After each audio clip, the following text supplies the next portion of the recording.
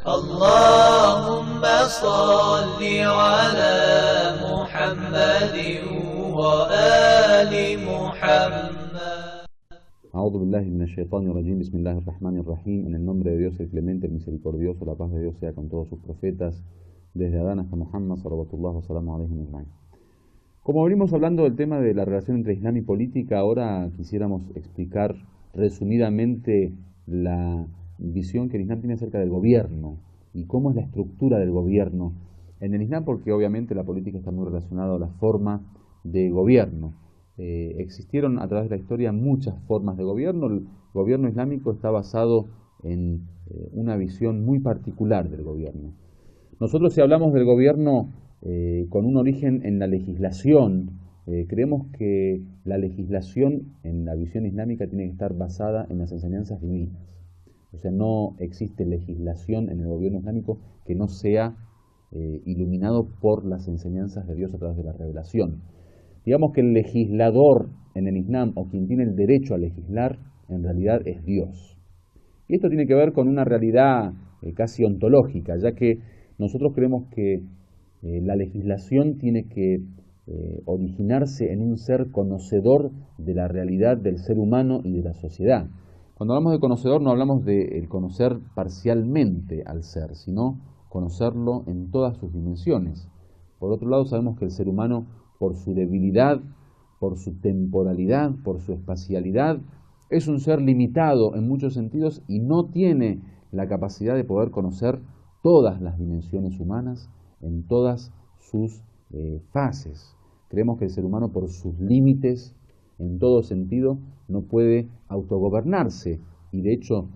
muchas de estas legislaciones basadas en el pensamiento humano están en constante cambio y transformación, porque justamente el ser humano no ha tenido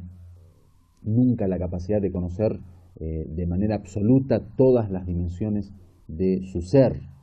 El ser humano está limitado entre la vida y la muerte, no es un ser eterno como para poder conocer los secretos del universo, de la naturaleza, del origen, del fin y del mismo ser humano. El ser humano vive en un espacio resumido y limitado, por lo tanto, si conoce simplemente sus alrededores, conoce su entorno, su ámbito, el ambiente que le acompaña durante esa espacialidad y temporalidad de su vida, pero no puede conocer todos los recovecos del universo, ni en tiempo ni en espacio. El ser humano puede conocer quizá con mayor precisión su vida terrenal, pero no conoce quizá lo que hay más allá de la muerte. Entonces, esas limitaciones del hombre lo hacen un ser incapacitado de poder autogobernarse y legislarse, y es por eso que creemos que la legislación es simplemente un derecho de Dios. Dios, como dueño del universo, como origen del universo, como señor del universo, como creador del universo, tiene en su mano el universo. Y quien es dueño conoce más sobre su propiedad, sobre su criatura, que la misma criatura. Entonces, Dios es el que tiene el derecho a gobernar y a la autoridad legislativa. Entonces, creemos que la ley tiene que estar basada en Dios. Dios lo hace obviamente no en forma personal, no es que Él desciende a la tierra para que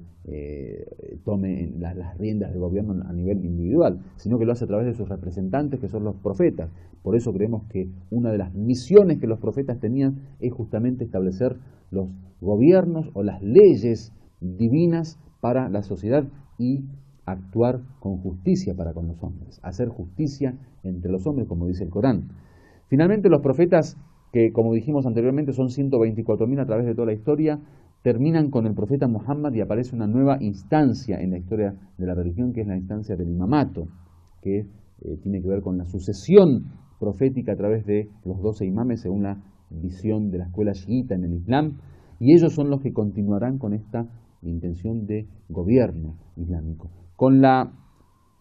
venida del 12º imam, obviamente después vamos a hablar seguramente sobre él y sobre su desaparición y ocultamiento, entonces ocurre una nueva instancia, que es justamente el hecho de que desaparece el imam que va a gobernar al fin de los tiempos, para dar lugar a esta nueva etapa en la historia de la religión, que es la etapa de los sabios y de los representantes de los imames y de los profetas, que son aquellos hombres dedicados al estudio de la religión y que han profundizado sobre las enseñanzas del Corán y de la tradición profética y que tienen la capacidad de poder extraer de estas dos fuentes las leyes islámicas para que en representación del imán puedan ellos gobernar ante la comunidad y la sociedad basados en la ley de Dios. Entonces esto es una especie de cadena de autoridades, no en el sentido de que una autoridad viene en lugar de otra, sino en el sentido horizontal de esta pirámide de autoridades. Dios es el verdadero ser que gobierna según su propia ley y según lo que Él de alguna forma establece como gobierno. Lo hace a través de sus representantes, que son los profetas. Los profetas finalmente tienen sus sucesores y los sucesores tienen también a los herederos de los profetas, que son los sabios, que gobiernan según la visión profética y de la revelación. Entonces, esta cadena de autoridades sería de alguna forma la manera en que el Islam ve al gobierno islámico. Entonces, cuando hablamos de Islam y política, o cuando hablamos de la forma de gobierno islámico, es el gobierno de Dios, es el gobierno de las leyes divinas, es el gobierno de las normas basadas en las enseñanzas de los profetas que están establecidas para proponer un sistema de justicia universal. Y nosotros creemos que este derecho de legislación es únicamente de Dios, porque Dios está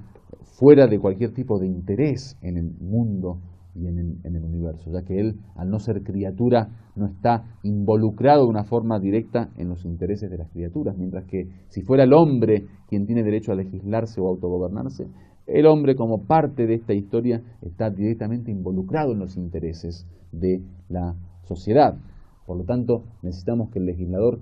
base su autoridad justamente en el hecho de estar separado de los intereses de la sociedad para ser justo al momento de establecer una norma, una ley y una constitución. Entonces, esa es la idea y el concepto, la definición que se tiene en el Islam del gobierno, que es un gobierno divino, un gobierno basado en la ley de Dios, en donde el legislador, para resumir y finalizar con esta lección, es únicamente Dios, porque es el único que tiene el derecho a legislar, porque es el dueño del universo, es el Señor y el verdadero soberano del universo, como leemos en el comienzo del Corán, Maliki Yawmuddin. Él es el soberano del día del juicio, es el soberano de la religión, es el soberano de la humanidad, del universo, de los universos, de los cielos y la tierra. Es el que tiene el verdadero poder, porque creemos que la legislación está directamente basada en una autoridad real, y la autoridad real la puede ostentar aquel que tiene el verdadero poder. Fuera de Dios no existe poder, más que en Él. O sea, decimos una famosa frase que está en el Corán, una aleya que dice la haula wa la quwwata illa billahi al-ali al-azim, que significa no existe ningún tipo de poder, ni transformación, ni movimiento, ni fuerza, más que en Dios, que es el que ostenta la real y verdadera autoridad. Entonces, esto es un resumen muy pequeño y muy, digamos, de alguna forma corta de lo que entendemos por gobierno en el Islam, y seguramente dentro de las clases de doctrina islámica y de creencia que vamos a ver a futuro de una forma más detallada y especializada, podremos profundizar esto cuando hablemos especialmente acerca del monoteísmo, cuando hablemos de la profecía y hablemos del imamato. Que Dios los bendiga y muchísimas gracias.